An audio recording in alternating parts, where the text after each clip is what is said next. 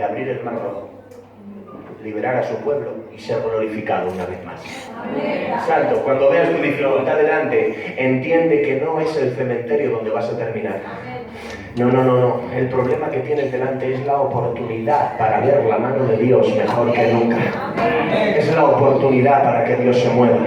Es la oportunidad para que Dios muestre su poder a tu favor. Y el legado de la fe continúa tan imparable que lo único que hacen queriendo destruir al pueblo de fe es darle a Dios oportunidades de que haga maravillas.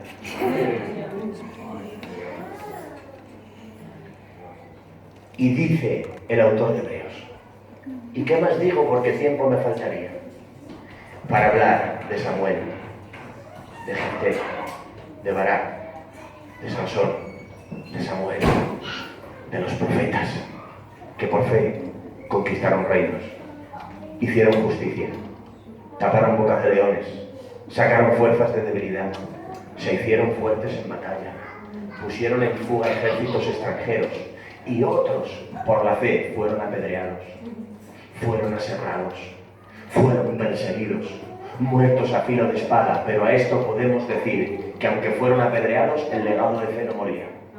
Fueron aserrados, pero el legado de fe no había quien lo aserrara. Fueron puestos a prueba, pero el legado de la fe continuaba, hasta el punto que cada mártir de la fe, justo antes de morir, le pasaba el testigo a la siguiente generación.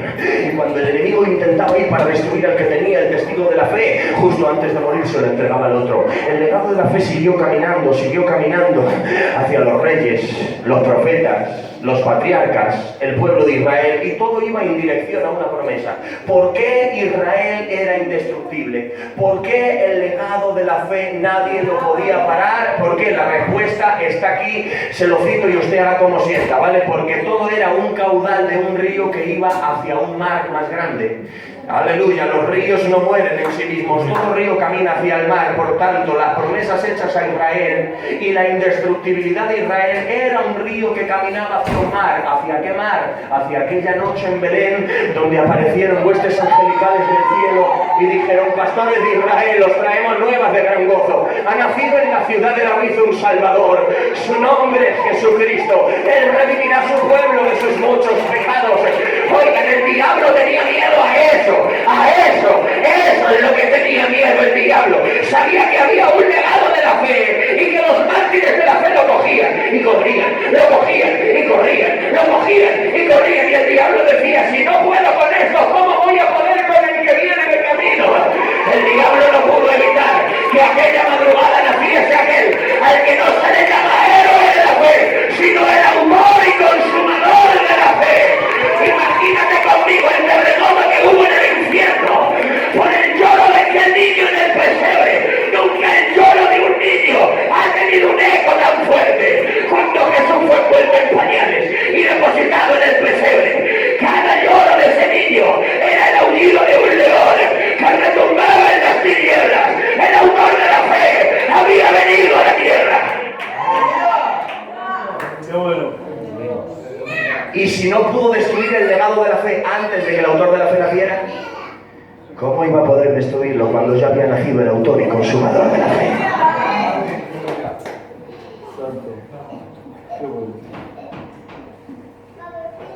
Y él ha tomado como dueño y señor de la fe su legado y ha enviado a los 12 y les ha dicho: toda potestad me es dada en el cielo y en la tierra. Por tanto, id y haced discípulos a todas las naciones, bautizándolos en el nombre del Padre, del Hijo y del Espíritu Santo. Santo Dios, el legado de la fe cae sobre los apóstoles. Y ahora el objeto de la persecución ya no es Israel. Ahora el enemigo desvía su vista para perseguir a otra institución, porque el legado de Israel, el legado de la fe ha pasado de Israel a la Iglesia. Por eso, desde su nacimiento, la institución más perseguida es la Iglesia. Y desde el principio, mira lo que significó el legado de la fe. De los 12 apóstoles que levantó Jesús, solo uno, Juan, murió de muerte natural. Los otros 11, todos dieron su vida por el Evangelio. Estos 12 han tomado el legado de la fe y se han levantado sus discípulos, los discípulos de los apóstoles. Y se ha levantado Policarpo. Ha pasado el tiempo, se ha levantado Justino, Atanasio, los padres de la iglesia primitiva, los padres de la iglesia. Siglo I, siglo II. Y el legado de la fe sigue corriendo a través del autor de la fe, a través de los apóstoles y a través de la iglesia primitiva. Esto se pone interesante, porque con el salto de los siglos, el enemigo encuentra que no puede destruir a la iglesia persiguiéndola. ¿De acuerdo? Desde fuera no puede destruirla. Por tanto, ¿qué hace? Intenta infiltrarse y falsificarla. Y a través de la aparente conversión del emperador Constantino, aparece Constantino y mezcla la política con el evangelio. Y entonces de ese empaste aparece la Iglesia Católica. ¿Qué intenta el enemigo? Ya que no ha podido destruir a la Iglesia, intenta falsificarla y presentar una falsificación para que cuando digamos Iglesia, el mundo piense en la Iglesia Católica. Para que cuando hablemos de la cruz, la gente piense en la Semana Santa. Para que cuando hablemos Cristo, ellos piensen en un Cristo colgado en la pared. Esa es la idea, porque el diablo ha tenido más éxito falsificando que contradiciendo. Hace más daño un mal representante que un blasfemo. Son los que más daño han hecho al Evangelio. No han sido los que lo blasfeman, han sido los falsos representantes del Evangelio. Han sido estos, los que no han sido enviados por Dios, los que más han manchado el nombre de Dios. Pero como el legado de la fe es indestructible, parece que se falsificó, vino el oscurantismo religioso. Pero allá por finales del siglo XV, en un pueblecito de Eisleben, Alemania, la familia Lutero tiene un niño al que llaman Martín. Martín Lutero se cría como fraile, pero dentro de su catolicismo hay algo que no le encaja. Y va a la Biblia y lee que pone: por gracia sois salvos por medio de la fe. Y cuando él lee eso dice: entonces, ¿para qué las penitencias? Entonces, ¿para qué la intercesión de difuntos? ¿Para qué las bulas de excomunión? ¿Para qué todo esto?